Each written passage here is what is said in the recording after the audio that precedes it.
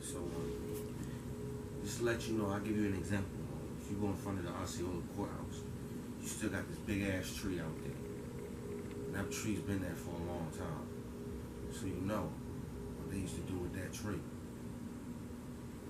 If you can't change that, then you know that the county still got some things that restrict a lot of brothers and sisters from going through. A lot of stuff is getting gentrified. It is what it is, you know. It's the same story. Every hood, every ghetto, you know, control the media. They poisoning the food. They gentrifying the neighborhood. It is what it is, you know. Yes, we can make a change, but this area right here, Florida, where I came from, it was a melting pot. So nobody could do that. You can't. They had it, but it was very small. And then when you come to an area like this, where a lot of the brothers and sisters never really had a chance because of what the people were doing as far as their methods. The methods was too fast for the brothers and sisters out here. All they methods they got all their methods from the bigger cities and all the other people. So that's why it was so easy to take away from our brothers and sisters, because things are so slow here. You know, people don't want to stand for nothing. They don't got no culture. You know, when you say you go to the clubs, you see it, you go to these clubs in the hoods, everybody just goes sit up and stand.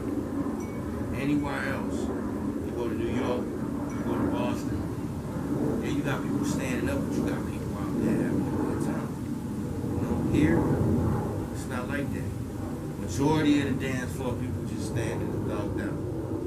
I mean, that place ain't got no flavor, ain't got no culture. When you don't have those things, how can you flourish? How can you know who you are? How can you identify yourself as a human being? And this is what they've done to these communities here in Orlando, Osceola County. Sanford was a strong community. All these other places, the list goes on. The list goes on, you know, especially in the Central Florida area. It's bad. I know that. When I first started going to school, it was a whole different story to now, probably like 2010, 2012, things started really turning around. Because, you know, 2006, 2005, it was way worse. Everything looked way different. So it's showing that a little culture has came to Central Florida a little bit than what it was about probably like 10 years ago. I mean, the culture is not its culture. It's not its culture, exactly. It's really not, but it's somewhat now changing because, you got all these people from everywhere coming to Florida now. Before it was really just woods on woods. Come on, like through St. Cloud. Everything in St. Cloud, the buildings, the neighborhoods they built, half of that wasn't there 10 years ago. The Stephen Plantation area, You remember? That wasn't even there, bro. Yeah. That was all woods. You remember that? I used to live around that area, so I remember the woods. Even going down through Kissimmee Park Road, going all the way down, they started building over there with sawgrass. Yeah. All that area was all wood. So, when you talk... It used to be worse than that. I remember when I came here, none of this was here. Like, none of Narcoossee Road, all the way down to, like, in Cimarron, nothing was there. No Valencia College, no Walmart. None of that shit there, nothing but cow pastures. And now look at it. I remember when shit with no sidewalks. I remember when Narcoossee was only 2 lanes. Only 2 lanes. That shit just blew my mind now when I see it. Narcoossee used to be only 2 lanes. This way and that way. This way, that way. Yeah. And look what happened. Population getting big over here. And that's the whole thing, and people need to start paying attention to that shit. It's not about black or white, Hispanic, and all this. They just use that for propaganda and to make money and to distract you. That's all what it is. When I first came out, nobody was... That's why I said nobody had culture, because this place totally kills your culture. When I was in high school here, they didn't celebrate Black History Month. I should give you an example right now. Now in St. Cloud, maybe they do.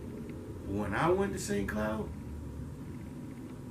There was no fucking such thing as Black History Month. I don't even think they do. I'm not sure. Somebody told me they do now. See, they Not had sure. this thing in Osceola County called Community Unity, which was a bunch of bullshit, and I'm gonna say it's a bunch of bullshit. I don't give a fuck. I'm telling you how it is. Yeah, Like, community unity. How the fuck you gonna tell me these people gonna have a culture? They don't have a culture. They don't. If you're not teaching them, and these are people I went to school with. See, when I was in Miami, they teach you Black History. You know, and they going deeper than that. See, they stopped at Martin Luther King. You know, everybody knows Frederick Douglass, Harriet Tubman. A lot of people don't know Paul Volcker, Marcus Garvey. A lot of people don't know who these people are. And then they want to flip it and tell you that the Black Panther was a bad party when they don't know that. You don't know about the Cleavers. You don't know about anybody. Angela Davis. None of these people. You don't know about these people. Huey Newton. You come on, man. Sixth place here, Osceola County. That's all the schools. They ain't teach about that shit. Maybe Kissimmee, because I didn't go there. But when I was in Harmony, because I was the first black to graduate from Harmony back in 2005. There was others, but I was like the first one to walk the stage. So when I went back there, when I was in high school, there was no such thing as Black History Month. And it upset a lot of the staff and the teachers because it was the first year being open, and they were from the north. That's where a lot of our teachers. So it was a big issue because teachers was like, "You don't do Black History Month? Are you serious?" They're so accustomed to doing it coming from where they're coming from, whether it be Illinois. When we had Illinois, when I was in Illinois, when I went to Round Lake, they had Black History Month. When I was in Miami at Centennial Middle School, they had Black History Month. Then I come to this place in Osceola County, there's no Black History Month. And when I was in Round Lake, it was predominantly Mexican. And they still taught it. They said, "We still want to teach you about Black History Month. We don't care." That's interesting, bro. Yeah, so when you come here, you know what they replaced Black History Month? Rodeo. You remember that? Hey. The rodeo? Wow. They brought the fair. Wow. It's all distractions, so black people are satisfied. You understand what I'm saying? That's why See- Osceola County, they slow. They got a lot of smart black people, but they a lot of slow. Because I'm telling you, the government, they took a lot of the methods and confused these people. You don't give them a Black History Month. How you gonna know? You don't know about your past. You don't know where you had it. That's why you had a lot of dope boys in the 80s and 90s. You know all them places like McLaren Circle and shit. Like, go to McLaren right now. You go and tell me if it's still the same. Go and tell me, because you know who's living there now. And we ain't talking about the houses in McLaren Circle. McLaren Circle, we talking about the actual McLaren fucking Circle. When I was growing up and I went through there, I remember everybody used to be out in the projects. Everybody from little homes to the bricks. Now when you go there, it's a fucking ghost town. You know why? There's nothing but Puerto Rican and Hispanics live there. We have a few blacks. And they said, "No, we're gonna shut this shit down." And they did. And they got them good too. They put cameras on private properties and shit, exposing these motherfuckers.